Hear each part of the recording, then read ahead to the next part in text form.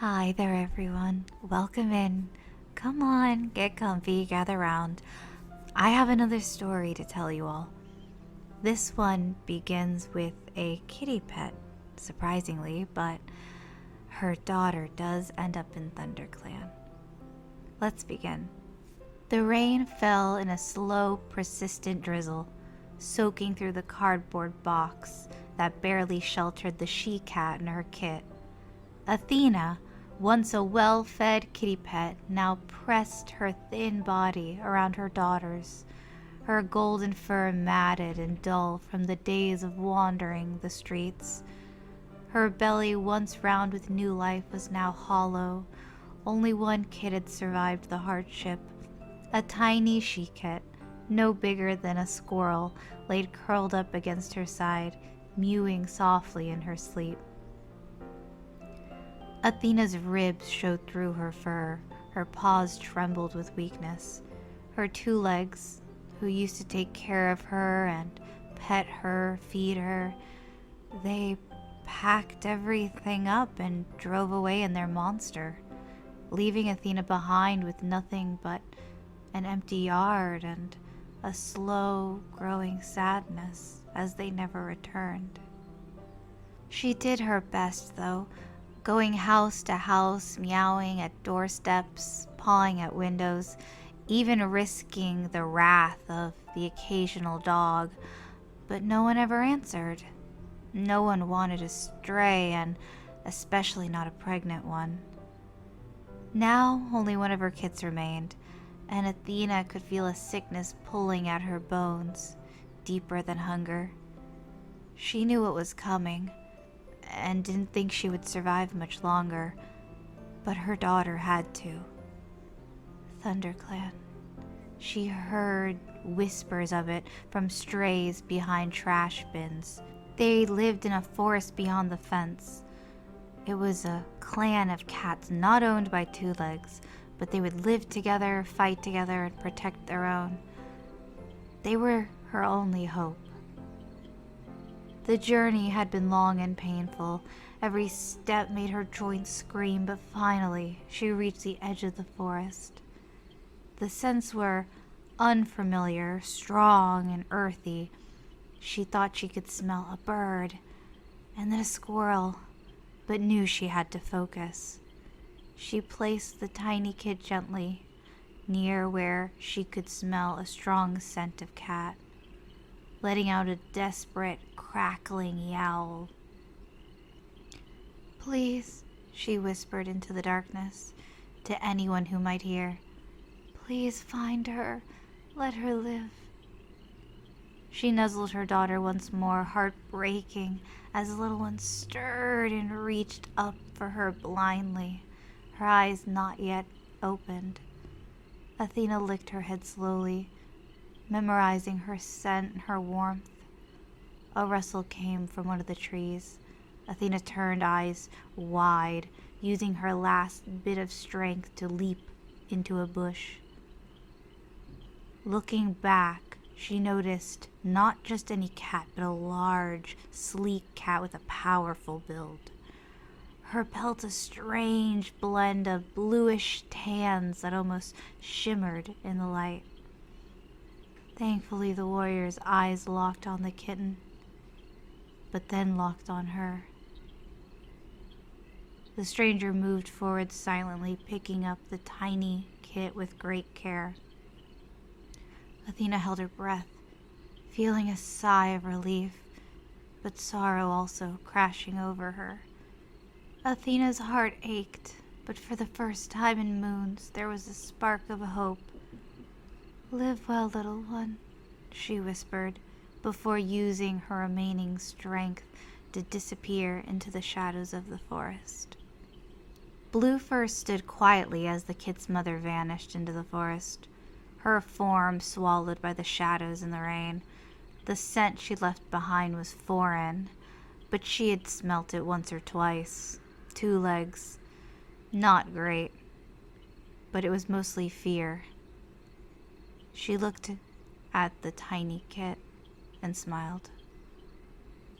The medicine cat bent low, brushing her muzzle gently against the kitten's soft fur. She was too small to be alone. But there was a strength when the kit began to squeak and cry. Something told her that she would grow up and do wonderful things. She had the will to fight. "You're safe now," Bluefeather mumbled. Voice firm, but still a tenderness. She carried the kitten back to camp beneath the cover of night, the rain washing away any sense of the mother. No one would question her when she arrived. The clan trusted Bluefeather's wise words, and if she brought back a kit, it must be for a good reason. The little she-kit nestled in the nest of moss and feathers inside the medicine den. The tiny kitten stayed in the medicine den for just one night. That way Bluefeather could keep an eye on her. In the morning, she spoke. "You can't stay with me forever, little one." She brushed her nose against the orange spot on the kit's face. "But I will never stop watching you." She named her Spottedkit for the bright orange mark like fire against a cream-colored fur. When the time came, Bluefeather reluctantly carried Spottedkit to the nursery. Pumpkin Song, a warm and cheerful queen with a plump belly and gentle purr, welcomed her without hesitation. She had just recently had 2 kits, Bee-Kit and Honey-Kit. They pounced curiously over at the new arrival, their noses twitching. "Another sister?" Honey-Kit squealed with delight. Bee-Kit was a little more nervous and sniffed first. She kinda smells funny." Pumpkin Song laughed and tucked Spottedkit beside her other kits. They would be safe with her. Spottedkit didn't understand the change at first. She mewed and wiggled, trying to find the familiar scent of Bluefeather. But as days passed, she adjusted. Honey-Kit and Bee-Kit were wild and curious, would play games with her, groom each other's fur, even if they looked very silly. And they would bond, listening to stories and songs that Pumpkin Song would recite for them. Each day she grew stronger and more a part of the clan. However, there would be nights where she would lay and look up at the stars and could almost swear that there was 2 eyes looking at her from above. It was a warm, sunny day when she was made an apprentice. "You have shown kindness, curiosity, and a strong heart," Snakestar spoke, his voice echoing through the camp. "StarClan believes in your path. From this day forward, you will earn your full name, and you shall be known as Spottedpaw, apprentice to Bluefeather, the medicine cat of ThunderClan." Spottedpaw's chest swelled with happiness and pride and maybe a little bit of nervousness. Her gaze flicked to Bluefeather, who dipped her head solemnly. Bee-Kit and Honey-Kit also became Bee-Paw and Honey-Paw. She was so proud of her sisters. Once the clan meeting was over, she returned to the medicine den. The space was more or less the same than she remembers when she was younger, but it felt a little bit different, a little more homier. "Rest now," Bluefeather said, with a paw full of burdock root. "Training begins tomorrow, and don't expect me to go easy on you just because I helped raise you." Spottedpaw purred softly. "I wouldn't want it any other way." And so begins her new life. Days flowed like water. The first few moons were a bit of a blur, learning herb names and different scents, learning the location of the plants. Bluefur was definitely strict, expecting her to remember things, but she never raised her voice or scolded her. She was very firm and knowledgeable. There was a quiet rhythm between them. They kind of would go back and forth, almost as if they could predict each other's movements after a while. As Spotted Paw grew, she was able to start helping treat some of the other cats, thorns in Kit's paws or moss for elders. Her and Bluefeather would share meals and gossip and even just silence. And sometimes late at night, when everyone was asleep, Spotted Paw would catch Bluefeather watching her with something in her eye that seemed to be love, but then it would quickly vanish. Spotted Paw never asked what that was. Instead, she focused on learning and growing. Time passed, and before she knew it, moons had gone by. She could recognize any herb with her eyes closed. Bluefeather would pause just for a moment and smile, not only proud because this was her apprentice, but proud that she called this kit her daughter, secretly, even to herself. The sun peeked over treetops, casting a golden light across the camp and the clearing. A soft, warm breeze brushed over Spotted Paw's fur as she blinked sheepishly, the ferns inside of the medicine cat den rustling with the breeze. She had overslept, a rare thing, especially for her. Spotted Paw's days were usually filled with getting up at a certain time, gathering herbs, checking the fresh kill, tending to sore paws, you name it. But this morning, something felt off, and she realized that Bluefeather was not in the nest. There was also no scent of fresh herbs. This meant that she hadn't come back yet. Then it came, a yowl that shattered the quiet. She scrambled to her paws, heart pounding, the light scent of blood reaching her nose as she left the den. The outside world spun for a moment. Cats gathered in the clearing, murmuring, their eyes locked on the center. Spotted Paw shoved past them, trying to get to see what had happened, and when she did, she saw Bluefeather. Her body lay in the dirt, blood matting her fur. Her eyes were half-lidded, her breath shallow, as warriors and apprentices watched in stunned silence. Snake Star stood above her, his jaw tight with fury. Spotted Paw let out a gasp and rushed forward, nearly tripping over her own paws. She dropped it beside Bluefeather, pressing her nose to her mentor's pelt. Bluefeather, no. No, please stay with me. The older she-cat stirred faintly. Her eyes opened just enough to find Spotted Paw's face. A patrol from ShoutoutClan, she rasped, caught me near the border. I fought them off, but there was too many. Spotted Paw could barely hear her. She crouched lower, trying to listen. You're gonna be okay. We'll get some herbs and... No, Bluefeather whispered. It's okay. Spotted Paw froze, her eyes filling with tears. You are ready, Bluefeather mumbled. The medicine cat's eyes locked with her leader. As my last request, Spottedheart, was her last words. Snake Star nodded. Let StarClan hear this from this day forward. This cat shall be known as Spottedheart. Bluefeather's gaze didn't leave Spotted Paw, Spottedheart. A tiny smile could be seen on her muzzle before she whispered, Perfect. And then with a final breath, her body fell still. The silence that followed felt like it lasted forever. Spottedheart pressed her forehead to Bluefeather's, letting the grief wash over her like rain.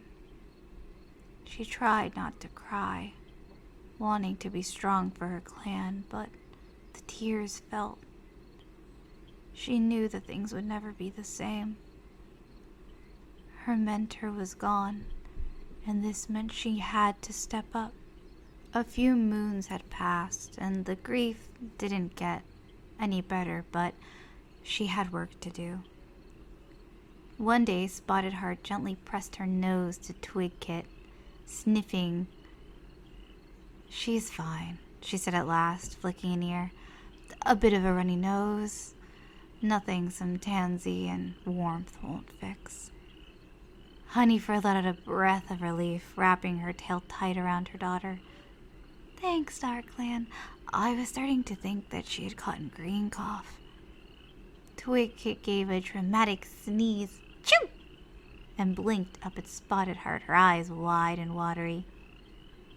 "Does this mean I can play moss ball with Fernkit today?" Spottedheart chuckled. "Only if you promise to keep moss ball in the nest." Honeyfur purred in amusement, and for a brief moment peace returned. These small, quiet moments were what Spottedheart held dear. She still felt Blue Feather's absence, but having her family beside her helped. She was just starting to sort some borage leaves when a sharp, commanding yowl of Snakestar rang across the camp. "Let all cats gather beneath the high rock." Spottedheart frowned. The tone was off, urgent, not just a border scrimmage or an apprentice ceremony, but something else. She stepped from the den into the clearing just as the clan began to gather. Warriors mumble, tails flicked uneasy. Beebree sat on edge, her golden eyes narrow, her tail twitching. Snakestar stood above them all, his claws flexing against the stone.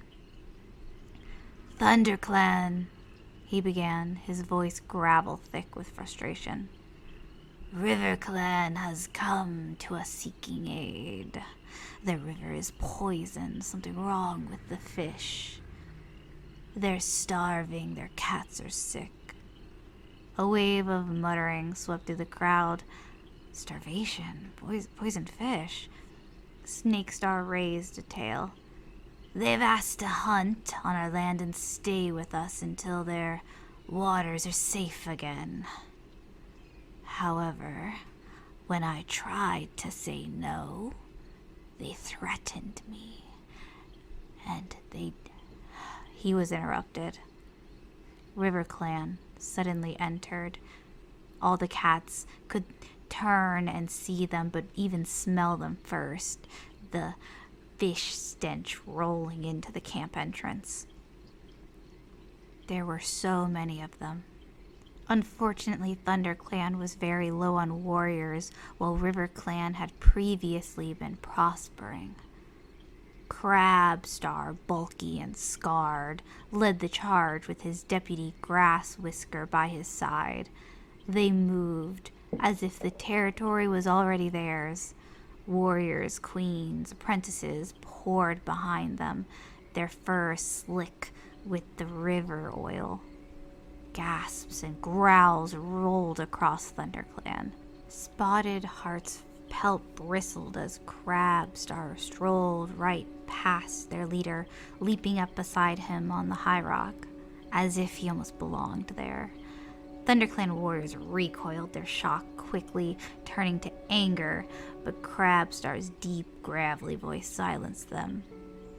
"ThunderClan will house us," he declared, "and we will lead until our strength returns.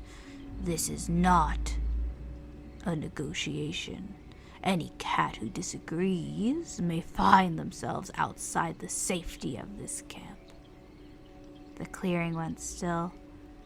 Crabstar scanned the clan with calculating eyes until they finally landed on Spottedheart. "You," he said, stepping down from the rock. "We already have a medicine cat apprentice of our own. We don't trust you to take care of us. You will return to warrior duties immediately. Spottedheart felt the world drop from beneath her paws. What? She whispered.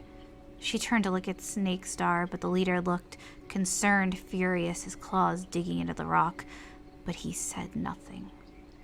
I am a ThunderClan medicine cat. She tried to keep her voice from shaking. You have no right. We have every right, Crabstar snarled, and if you want to stay in your camp, you'll do as you're told. A hush fell. The scent of fish and fear was thick in the air. Spottedheart's eyes darted across the clearing, searching for somebody, until she finally saw her sister, Bee-Breeze. The warrior's eyes were wide with disbelief, her claws unsheathed, tail lashing. But then she remembered her other sister and her kits. She couldn't let a fight break out. Standing there as still as a stone, she begrudgingly nodded. That seemed to please Crabstar as he turned away from her. Her paws were trembling, though. For the first time in many moons, she had no idea what was going to happen. Oh, look at the time. The story's been going on for quite a bit, hasn't it?